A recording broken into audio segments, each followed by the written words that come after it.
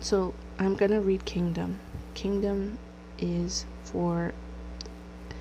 it was written specifically for Gabriel Fernandez.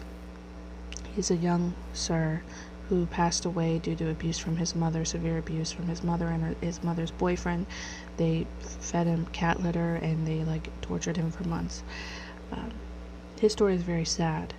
But this world loves to shame people like me for indoctrinating, air quotes, indoctrinating children with religion, but they have their own religion. This world has its own religion, and it sacrifices children just like the pagan religions of old, and it believes that truths that don't stand the test of time. It has formulas that clearly change and shift as time goes on, and so it's not solid. There's no plumb line.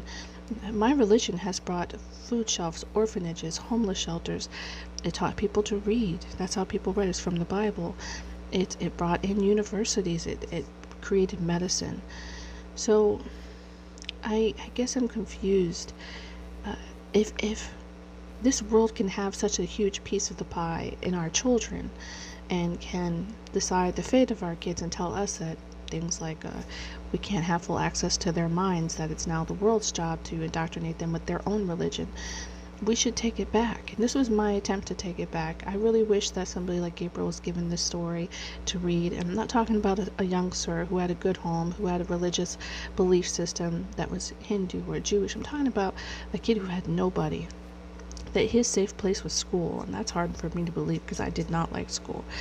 But it was still safe. I was safe at school. But that's who I wrote it for, and that's why it's a hard story to read. And as I read it again, I realized I could see his face.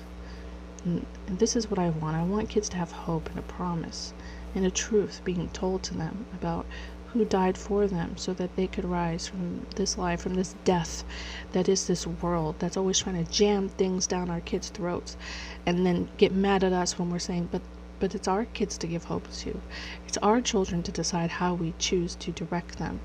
And it's not anybody else's job to tell you how to raise your children, no matter what their religion is or what their belief system is. I think when they become of age, they can get a dose of everything. And I personally believe the Bible should be in the schools still, and you can thread the New Testament in as children get older if you wish, because I think it's a very easy thing to see Jesus in the Old Testament. But at the end of the day, my problem with this world is it's decided to take all the hope away from children who have no control, who have they have no say over anything. And they like to say, oh, we're going to give them say over things like their body, and over, we're going to let them go and talk to this person who's not their parent and call them a safe person, and they can talk about sex and all these horrible things. It's so weird. It's like this world is taking children and it's just manipulating them, and it's especially people like this kid who didn't really have a chance to go, and the only safe place that this kid had was school. And I guess I wrote this story hoping that maybe one day it would end up on a shelf and help some kid like him not just depend on a system that's out to gobble him up, just like his mother did. That he was made in God's image, and that he's not an animal. Because, you can't teach people they're animals and get surprised that they act like animals.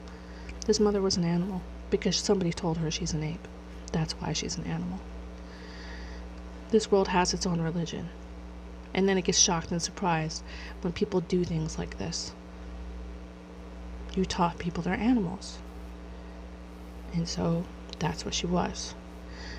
This is one of Christ is King Forever. My hope is that you hear it, you listen to it. If it gives you hope, I'm positive not a child will hear it, but that's what was the intention. It was for Gabriel specifically, so that he could hear at least one truth, one hope, one promise. This is Son of Christ is King Forever. God with you.